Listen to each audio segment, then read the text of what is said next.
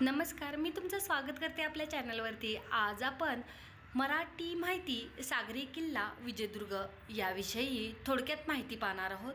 चला तर मग आपण व्हिडिओला सुरुवात करूया।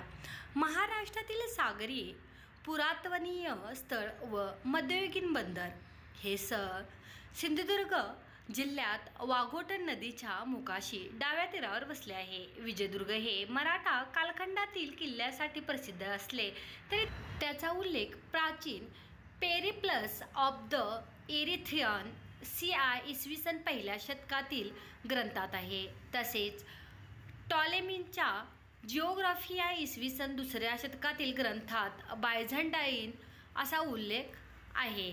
विजयदुर्ग किल्ल्यावरील काही बांधकामे आदिलशाही काळातील असून छत्रपती शिवाजी महाराजांनी किल्ल्यावर अनेक इमारती बांधल्या आणि तिहेरी संरक्षक कोट बांधला। त्यांनी विजयदुर्ग येथे आपला नाविक तळ बनवला होता। या किल्ल्याच्या बळकटामुळे मराठा आरमार दीर्घकाळ युरोपीय सत्तांशी झुंज देऊ शकले। 1653 मध्ये शिवाजी महाराजांनी हा किल्ला काबीज आदिलशहाच्या विजापूर आणि विजयदुर्ग म्हणून नामकरण करण्यात आला। किल्ल्याचे मूळ नाव घेरिया होते आणि पहिली तटबंदी 1200 मध्ये राजा भोज दुसऱ्या यांच्या राजवटीत बांधली गेली असे दिसते। शिवाजी राजांनी विजयदुर्ग हा मराठा युद्धनौकांसाठी एक महत्त्वाचा तळ म्हणून विकसित केला।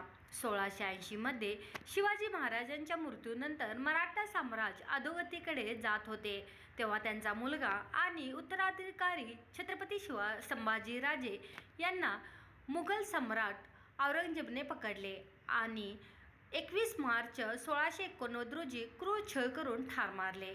शिवाजीराजांच्या दुसऱ्या पत्नीचा मुलगा राजाराम याने नंतर मराठा साम्राज्याची धुरा सांभाळली। त्यांच्या कारकिर्दीत कान्होजी आंग्रे हे मराठ्यांच्या नौदल सैन्याचे प्रमुख बनले। 1698 मध्ये कान्होजींनी विजयदुर्गला आपल्या किनाऱ्यालगतच्या प्रदेशाची राजधानी केली।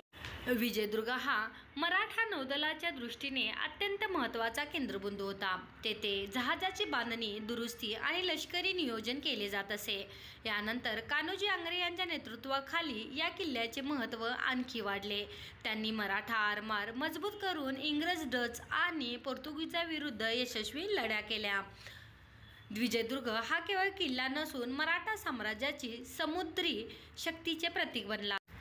किल्ल्याभोवती समुद्र असल्यामुळे तो नैसर्गिकरित्या सुरक्षित होता। तेथे मराठा आरमाराची जहाजे बांधणे, दुरुस्ती करणे आणि नवीन जहाजाची बांधणी करणे यासारखी कामे केली जात। किल्ल्यात पाण्याची साठवण, अन्नसाठा आणि लष्करी तयारी यांची उत्तम व्यवस्था होती, त्यामुळे दीर्घकाळ युद्धासाठी सज्ज राहता येत असे।